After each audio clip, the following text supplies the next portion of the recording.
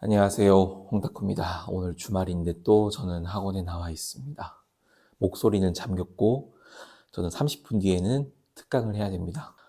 생각이 난 김에 좀 기록을 남기고 싶어서 그런 건데 오늘은 제가 구독자분이 6,000명 조금 넘어가는 이제 좀 작은 채널임에도 불구하고 저한테 메일을 와서 이제 상담을 하시는 분들이 꽤 많으세요. 실제로 저희 학원에 찾아오시는 분들이 계셔가지고 학생들 상담한 경우도 있고 전 되게 놀랐어요. 수업하는데 찾아오셔가지고 놀란 경험도 있는데, 보통 찾아오시는 거는 사실 5손가락 안에 들어갑니다. 많이 계시지 않는데, 전화나 아니면은 메일로 저한테 상담을 하시는 경우가 많습니다. 근데 단순히 자녀에 대한 상담보다는 창업하시는 분들, 그리고 선생님들께서 이제 좀 문의하시는 게 있어요. 제가 창업을 해야 될까요? 아니면은 경력 단절되어 있는 애엄마인데 공부방을 해도 될까요? 이렇게 좀 문의를 하시는 경우가 굉장히 많았습니다. 그래서 저는 성심성의껏 답변을 드렸고, 최근에 들어서 이제 새학기가 코앞이라서 그러는지, 본인 집에서 공부방을 차리고 싶다라고 말씀하시는 분들이 많으셨기 때문에 이것도 제 생각을 한번 남겨보면 좋지 않을까 생각이 들어서 오늘 이렇게 카메라를 잠시 켜게 됐습니다. 목소리가 자꾸 이렇게 삑사리가 나고 하는 거는 수업 양도 지금 많고 제가 목 관리도 제대로 못해서 지금 목 감기가 되게 세게 왔어요. 그래서 조금 듣기 거북하실 수가 있지만은 차근차근 들어봐 주셨으면 좋겠습니다. 그리고 오늘 이야기도 저에 대한 생각일 뿐이니 그냥 저의 생각을 듣고 모든 것을 결정하지 마시고 본인 상황과 본인 금전적인 상황을 이용해서 상황 판단을 하시고 결정을 하셨으면 좋겠다 말씀을 드립니다. 자, 그러면 먼저 홍탁고가 생각하는 1인 공부방 추천하느냐? 요즘 시대에는 저는 굉장히 추천합니다. 왜냐하면 지금 임대료가 되게 비싸요. 물론 학원가의 경우에는 좀 나을 수도 있어요. 그 비싼 값을 주고 들어갈 만하거든요.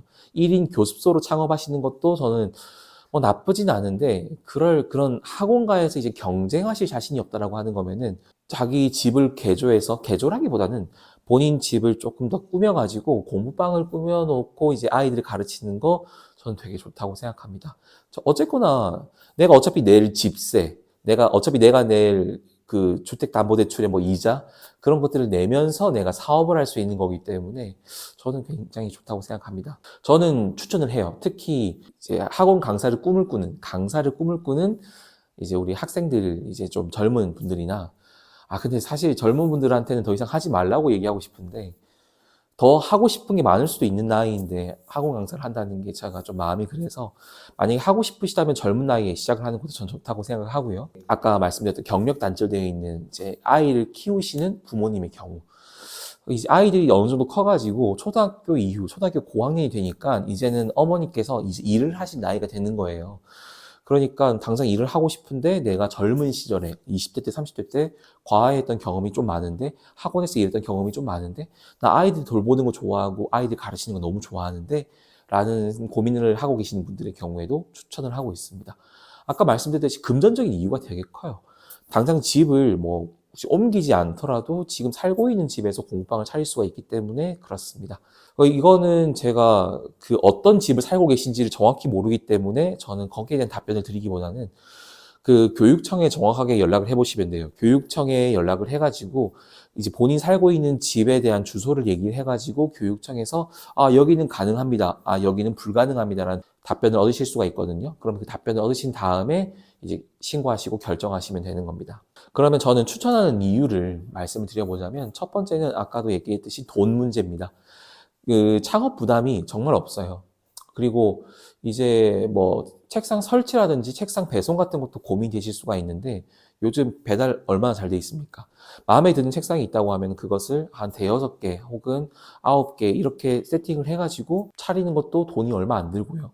그리고 집이 신축이면 좋겠지만 구축이라 하더라도 조금 더 내가 꾸밀 수 있는 그런 기회가 있다면 꾸며가지고 학생들을 맞이하면 좋지 않을까. 그리고 이 돈 문제도 돈 문제지만은 홍보 비용이 좀 덜 들 수가 있어요. 특히 아파트 단지 내에서 공부방을 하시는 경우가 딱 그렇습니다. 난 이 아파트 단지에서만 거기 있는 학생들만 나는 끌어당길 거야. 거기 있는 아이들만 우리 공부방을 오게 할 거야. 이게 제일 좋은 타겟팅 방법이 되겠죠. 그렇기 때문에 이렇게 상황이 다 들어맞는 공부방 창업이라고 하면은 전 추천하고 있습니다. 두 번째는 아이를 키우느라 가사 일이나 이제 양육에 너무 애를 쓴 부모님들의 경우에는 지금 사회 진출이 쉽지가 않을 수도 있어요. 부담스럽기도 하고 알바 자리가 좀 있다 하더라도 해보지 않은 일이기 때문에 좀 두려움이 있고 몸 상태도 좋지 않기 때문에 두려움이 있을 수가 있는데 공부방을 창업을 하시게 되면 어쨌거나 자기 집에서 하시는 거고 그 집에서 아이들을 맞이하는 거기 때문에 부담감은 적겠죠, 확실히. 이제 사회로 진출하려고 하는 분들 입장에서는 나쁜 건 아니다. 그리고 세 번째는 아이 키우는 걸 좋아하는 분들 입장에서는 되게 보람찹니다. 아이를 이제 키우신 분들, 어머니로서의 그런 성장을 하신 분들이라고 하면은 지금 초등학교 저학년이나 고학년들을 케어하는 게 그렇게 두렵지는 않으실 겁니다. 케어를 하는 거는 당연히 지역 아동센터도 있고요. 그 다음에 뭐 지자체에서 운영을 하고 있는 그런 센터도 있을 수 있습니다. 거기에 가는 아이들의 경우에는 뭐 경제적인 뭔가 제한이 있는 걸로 알고 있어요. 차상위 계층이나 아니면 자녀가 많거나 뭐 이런 제한이 있는 걸로 알고 있는데 그게 아니라 하더라도 맞벌이 부부의 경우에는 자녀들이 집에서 혼자 있잖아요. 그렇죠? 그럼 그런 아이들을 케어하는 목적으로 공부방을 운영하거나 하시는 것도 나쁘지 않다라고 하는 겁니다. 여전히 그런 아이들이 어디로 가야 될지 몰라서 헤매는 경우가 많아요. 적지 않아요. 진짜 많아요. 복지가 아무리 좋아져도 사각지대는 생기기 마련이기 때문에 그 아이들을 공부도 가르치고 좀 돌봐줄 수 있지 않을까라는 생각이 있으시다면 그 구주 주변 상황을 보신 다음에 판단해도 좋지 않을까 생각합니다. 그 다음에는 제가 말씀드릴 건 주의사항이에요. 이제 창업을 하시려고 하시는 분들이 계실 수가 있는데 조금 위험하다 생각하는 그런 생각인데요. 첫 번째 뭐가 있냐면 내가 옛날에 왕년에 좀 가르쳐 봤지 지금 가르치는 거랑은 다를 수 있습니다. 그러니까 지식이 달라졌다는 게 아니에요. 지식이 달라졌다는 게 아니라 내가 20대 때 젊은 시절에 우리 중고등학생들 가르치는 거랑 지금 40대가 넘으셔서 50대 가까이 됐는데 중고등학생들 가르치는 거랑은 다르다는 거예요. 지금 저도 당장 그렇게 느끼고 있거든요.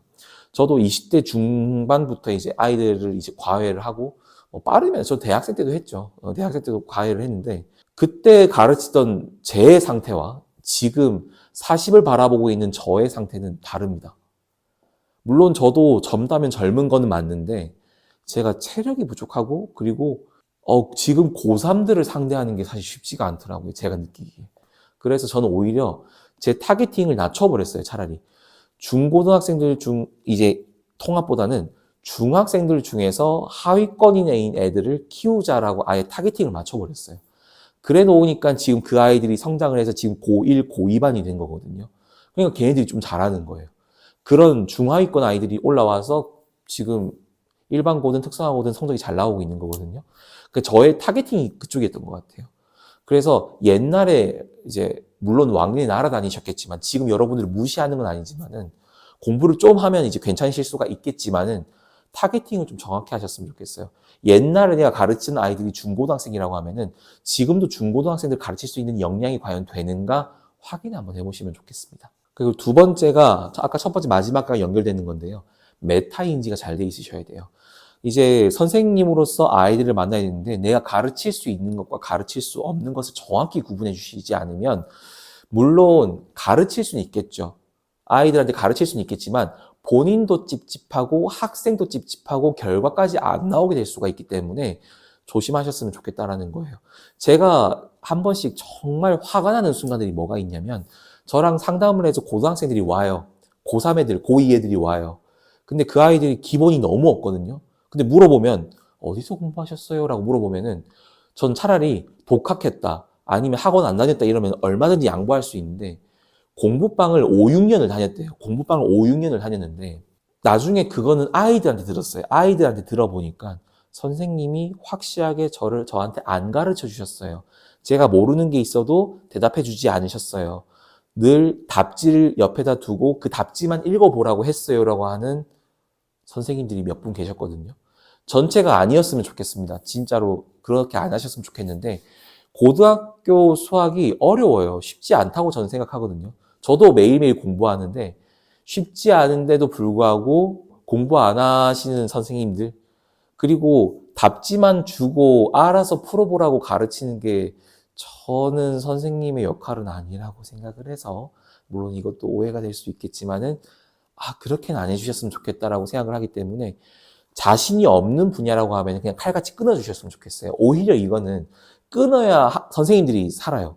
왜 그러냐면 차라리 내가 정말 잘하는 분야를 극대화시켜 놓는 게 아이들한테도 자신 있게 가르칠 수가 있고, 그리고 아이들이 내가 자신이 없게 가르치면 결과가 좋을 수가 없거든요. 그럼 결과 좋지 않은 게 계속 꼬리를 뭅니다, 그게. 왜 그러냐면 애들이 소문을 내요. 애들 소문 되게 잘 내요. 일화가 하나 있는데 말씀드릴게요. 제가 대머리잖아요. 머리를 제가 밀고 다니는데, 이게 소문이 어떻게 났냐면, 우리 아이들이 학교 가서 우리 선생 대머리다라고 얘기를 했는데, 대머리다 하고 뭐라고 얘기를 했냐면, 대머리들은 원래 수학을 잘 가르치나? 이렇게 얘기를 했나 봐요.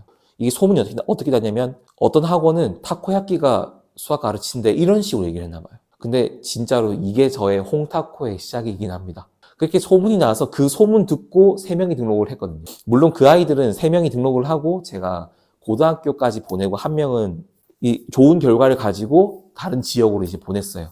그래서 저랑은 이제 더 이상 공부를 하지 않는데, 그런 소문을 듣고 찾아온 케이스도 있었습니다. 우리가 이제 창업을 할 거고, 그리고 공부방을 열 거고, 아이들이 이제 들어올 거라고 하면은 좋은 결과를 내는데 집중을 해야 되는 게 맞거든요. 선생님이 자신 없는 분야가 있다라고 하면은 그냥 그건 아예 모집을 하지 마세요. 하더라도 내가 해줄 수 있는 분야를 정확하게 학부모님께 얘기를 하는 게 오히려 신뢰감을 높일 겁니다. 이건 제가 자신 있게 말씀드릴 수가 있습니다.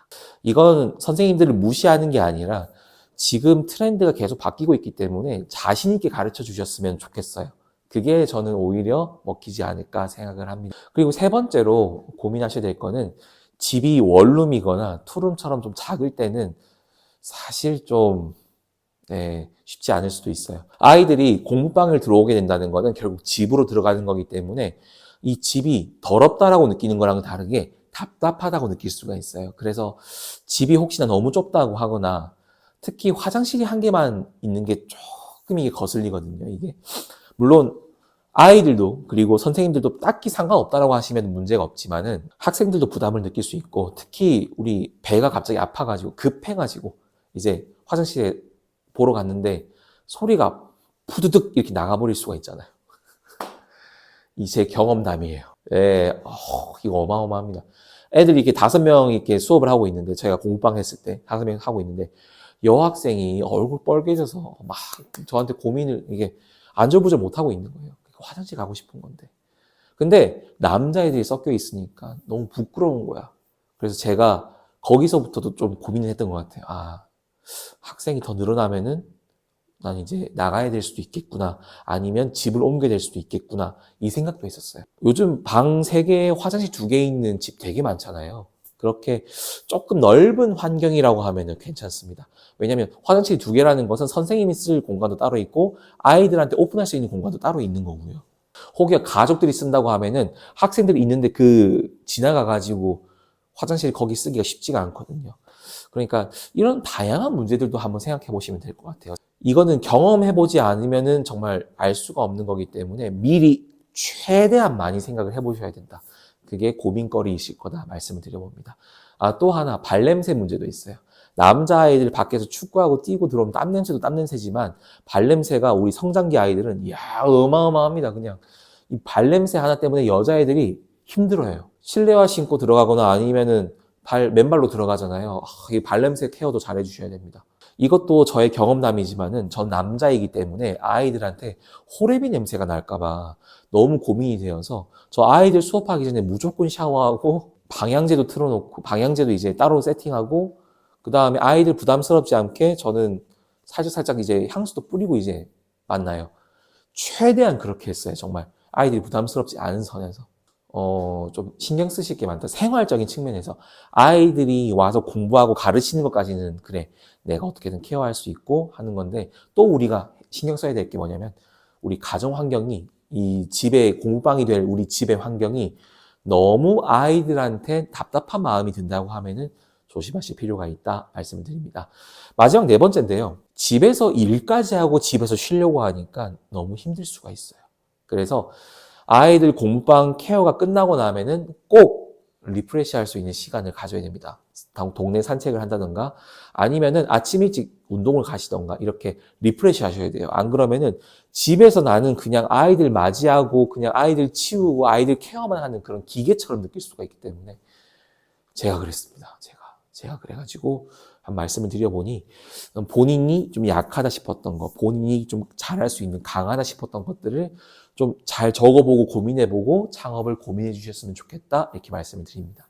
제가 공부방을 하면서 딱히 뭐 다른 분들 어마어마하신 분들 많잖아요. 월 뭐 얼마를 찍었다, 월 몇 억을 찍었다, 뭐 이렇게 공부방 이제 홍보하시는 분들이 계시는데 저는 그렇게는 못했고요.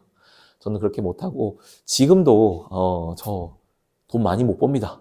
그러니까 조그마한 교습소를 운영하고 있는 사람이니까 저의 이야기는 간단하게 참고 정도만 해주셨으면 좋겠다 이야기를 합니다. 자, 그럼 저는 특강하러 가보겠습니다. 오늘 이야기도 들어주셔서 너무 감사합니다. 다음에 인사드릴게요. 홍다코였습니다.